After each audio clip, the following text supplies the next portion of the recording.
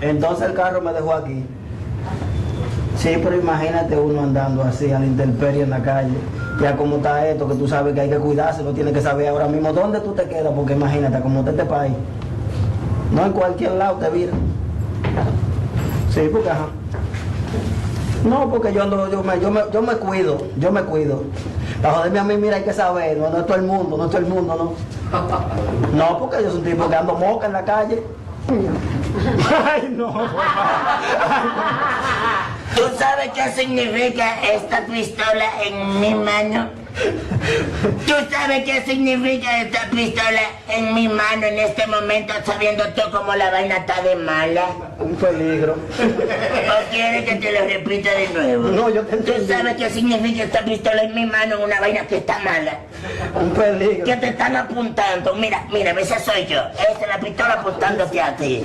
Sí, ¿Qué significa esto? Yo la vi, pero no me gusta mirarla. Chequéame. Dame 20,000 pesos ahí y huye, que ando rápido. Ay, no, mi hermano, pero tú no puedes hacer una cosa a mí. No me hagas eso a mí. ¿Cómo que me... Oye.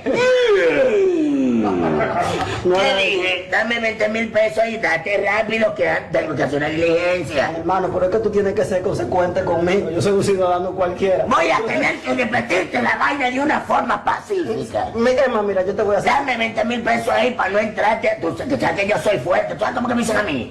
El malón. Emma, yo te voy a decir la verdad, mira. Yo no tengo los 20,000 pesos. Yo lo que tengo aquí son 10,000 pesos encima. ¿Cómo es la vaina? Espera. Repíteme otra vez, ven, repíteme. Si yo te digo que me dé 20,000 pesos, yo apuntándote con esta pistola, y tú me dices a mí que tú no tienes 20, que tú lo que tienes son 10.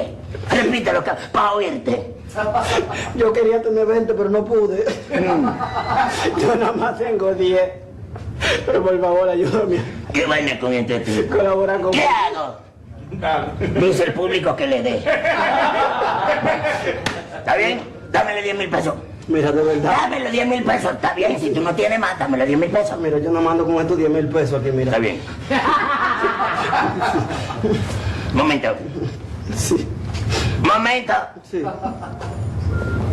qué guantazo. Jefe, yo se la estoy dando en 20,000 por decir que nada más tiene 10, se la doy así. Así está bien, que dice que está bien, que por 10 está bien.